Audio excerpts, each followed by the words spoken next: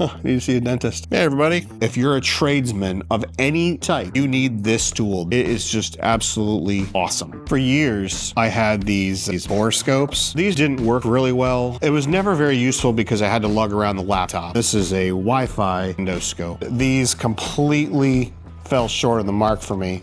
So I have a new endoscope. This is my first sponsored video. I'd like to thank VEVOR for sending me this steering endoscope. This is version ZX2-D. Now, before you click off and be like, oh, he's sold out and blah, blah, blah. So I actually reached out to VEVOR and they were very interested in helping me out. I was going to buy this product from them, whether they sent it to me or not. I didn't pay for this.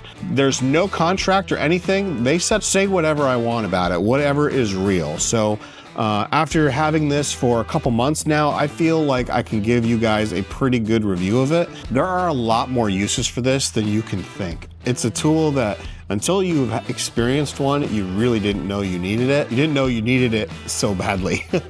I use this for everything. I use this to source hydraulic leaks under my tractor. A lot of times I'll come down here and I'll have a bit of fluid, like you can see the remnants of a leak right here on the floor. So with this, I can actually look underneath and trace it without getting right up on top of it. When I'm installing any electrical stuff, I can look and see if something's disconnected before I go crazy and take this whole panel apart, because this is a pain in the butt to remove all that. Another spot where this really came in handy, I put a screw and it fell down in here and I was able to find the screw. No fuss, no muss. I threw a magnet in there and I grabbed it. I use this especially for home, DIY repair stuff. You drill a little hole in the sheetrock and you could poke this through and you could look and see if you're near water pipes or near plumbing of some sort. This is the backside of a shower that we have up here in our house. And for some reason, the prior owner put this right next to an outlet. There's also one right down there. And the shower valve is like right here. But we didn't know that at the time. We wanted to know exactly what we were getting into, where the wires were routed and whatnot. What we did was we took the camera, put it in through the hole, and we could look around and you could see where everything was. You could see the electrical box and all that stuff. So this is what we were replacing. You can look for a leak before you tear the wall apart, because we all know with water, just because it's showing a leak here on your ceiling or wall doesn't mean that's where the water's coming from. And this is really handy to source stuff like that. We had a leak here in the dryer, and one of these hoses that you're looking at right here, they had popped off and caused water to go everywhere.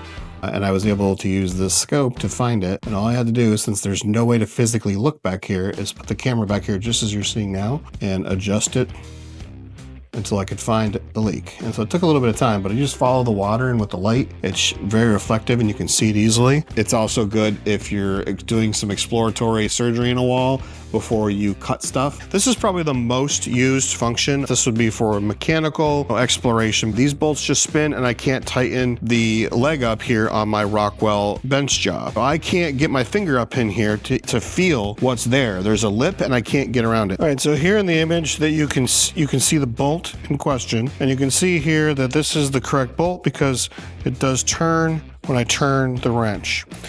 And you can see here it's also not tightening. So I'm wondering if all the things are stripped out or if a nut has been lost. But you can see that there is a welded on nut there. So I'm going to go ahead and assume that that nut is completely stripped out. We can see here that the threads are totally destroyed on this. We have our steering endoscope. Has your user manual. It's got your screen. And of course the charging cable. But here it is. This is the heart of it. This is the steering portion, and you can see here when you move this, it moves. So here's the screen. Mine came with a little micro SD card. You got your charge port. So I like that this comes in two pieces like this. For storage, I can separate this and put this in something foam. I've been storing it in the box here, which is pretty nice, and it's got foam and everything. So I just put it right back in the box. All right, guys, so here we have it assembled. To fire this up, all you have to do is press the on button here, and she'll fire right up for you. As you guys can see here on the camera. Hey, everybody.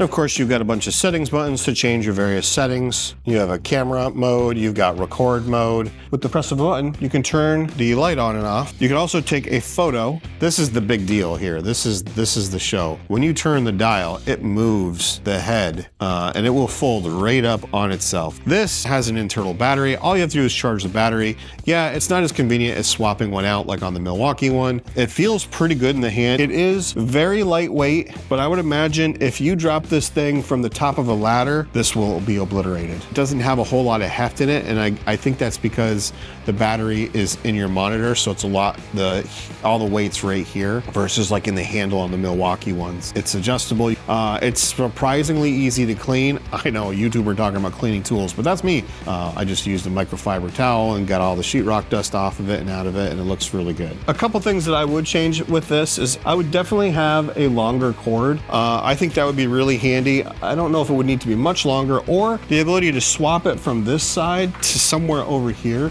so that you could still have the handle like this and have the line ahead of you. I think that might actually be a better orientation than to do it this way for some things, like feeding it through a wall and looking for wires and plumbing. I think this is this isn't as good an orientation. So having the ability to do both would be pretty cool. So you could always just flip it around here like this, and obviously you just turn the camera and everything orients itself correctly, and you can do it that way. But then moving the dial here is more complicated. So it'd be neat if they could figure out a way to put this either end. That'd be kind of cool. I don't know, a next gen product probably. I love this thing. I think it's amazing. I will definitely always keep one. If you guys are in the market for a Borescope, I highly suggest this one. So I'm going to put a link to this in the description. If you do buy it through that link, I will get a small commission on it. I honestly don't know how much. That wraps up this video. I really appreciate you all watching. Please like, comment, and subscribe, and I'll see you on the next one.